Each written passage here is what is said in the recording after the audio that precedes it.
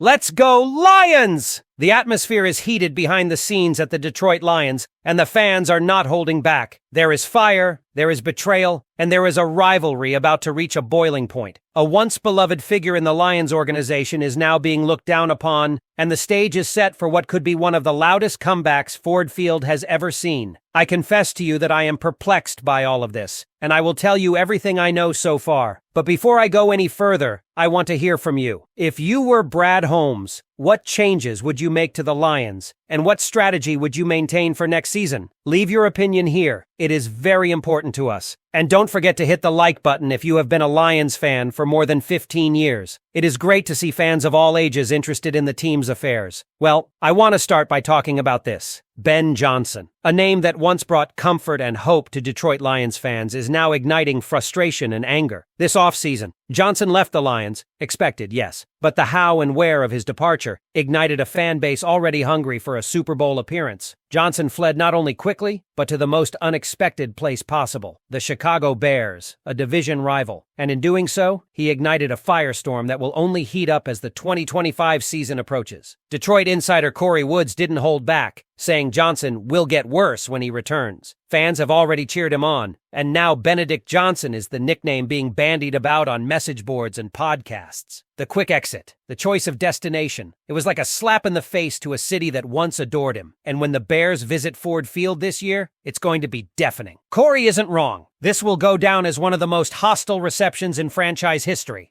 But while Johnson's saga is commanding headlines, it's the strength of this Lions roster that continues to demand respect and scrutiny. As camp approaches, one reality is becoming crystal clear. Not every draft pick will survive the final cuts. That's right. Detroit's 2025 draft class is full of talent, but the bar has never been higher. Corey Woods again was blunt. He doesn't see all 7 picks making the 53-man roster, and the logic behind it is solid. This roster is deep, arguably the deepest it's been in over a decade. Brad Holmes has built a unit where undrafted free agents and late-round picks now face a brutally steep hill just to stay on the team. With a 15-win squad returning most of its core, opportunities are limited. Take pick 244, a wide receiver entering an already loaded room featuring Amon-Ra St. Brown, Jamison Williams, Tim Patrick, Khalif Raymond. There just isn't room unless someone drastically outperforms expectations. Even Isaac Tesla, a promising third-round pick, isn't guaranteed anything. And that leads to a broader conversation. Brad Holmes has no issue trading picks to move up or down the board. Why? Because when you've built something this competitive, not every draft pick is precious anymore. The Lions can afford to be selective. The idea that Detroit must hit on every late-round flyer is gone. They're not plugging holes anymore. They're refining a well-oiled machine. Meanwhile, on the defensive front, the return of Aiden Hutchinson is enormous. The former number 2 overall pick confirmed he's cleared and ready, calling himself more excited than ever to be back at OTAs. Hutchinson's recovery brings a sigh of relief across the organization. With his leg healthy and his motor fully running, expectations are sky high once again. He's the emotional heartbeat of this defense, and having him back means coordinator Aaron Glenn can shift focus toward other injury question marks like Alim McNeil, Malcolm Rodriguez, and Marcus Davenport.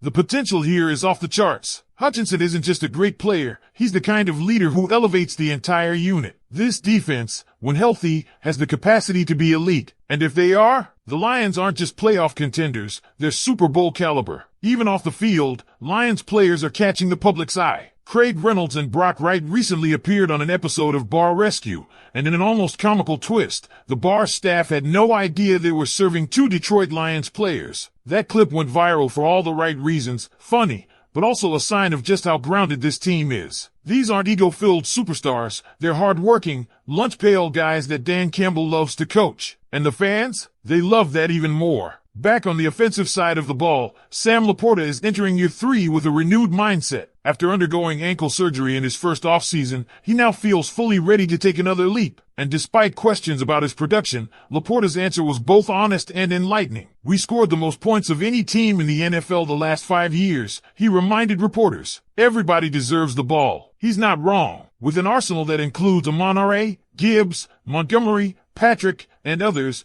Jared Goff has more weapons than ever. That's why Laporta's numbers might not jump off the stat sheet, but his role remains critical, especially as a blocker. He knows it, the coaches know it, and it's that self-awareness that makes him one of the most valuable tight ends in the NFL. Then there's Penei Sewell, who nearly broke the internet when he jokingly said he'd retire if offensive line coach Hank Fraley didn't return. "You mean more than anything to me," Sewell said, and it wasn't just a moment of humor, it was an insight into the bond this team shares. Fraley is beloved by his players, and that kind of connection translates to results on the field. That's why the Lions' O-line is among the best in the league, and why players like Sewell continue to thrive. Finally, we're seeing rookies like Tyreek Williams getting praised before even taking a snap. Veteran DJ Reader couldn't stop talking about how smart and quick to learn Williams is. Being surrounded by Hutchinson, Reader, and McNeil is a golden opportunity for development. This is exactly what Holmes and Campbell have been building, young talent learning from established leaders. It's how you create not just a good team, but a great culture. So now the big question, Lions fans, with Ben Johnson gone and the offense in new hands, how will this change the dynamic of the team heading into the 2025 season? Should fans be concerned about chemistry? Or will the depth and leadership already in place carry Detroit further than ever before? Let me know in the comments what you think about this dramatic shift. Do you feel betrayed by Ben Johnson, or are you ready to move on and trust in the team we've built? As the Lions shift into a new chapter without Ben Johnson, the ripple effects across the offense are becoming clearer with every OTA session. This isn't just about a play caller leaving. It's about how the entire offensive identity evolves when the architect steps out of the room. Johnson was more than a coordinator. He was the strategic brain behind one of the most lethal scoring units in the NFL. And now, without him, the onus falls on Jared Goff and a revamped coaching staff to preserve and even enhance that same level of dominance. Jared Goff, for his part, hasn't missed a beat in terms of leadership. Insiders around Allen Park are noting that Goff has taken on an even larger role in terms of on-field direction and locker room command. The trust between Goff and the rest of this offense is visible, especially as players like Sam Laporta and Jameson Williams become more vocal and confident in the huddle. Goff's job now includes bridging the gap between the old and new play-calling philosophy, ensuring that the timing, chemistry, and efficiency don't dip during this transition. One major benefit? The Lions didn't tear it all down. The system isn't undergoing a total transformation, it's being adjusted. Language, sequencing, play design, there are new tweaks, sure,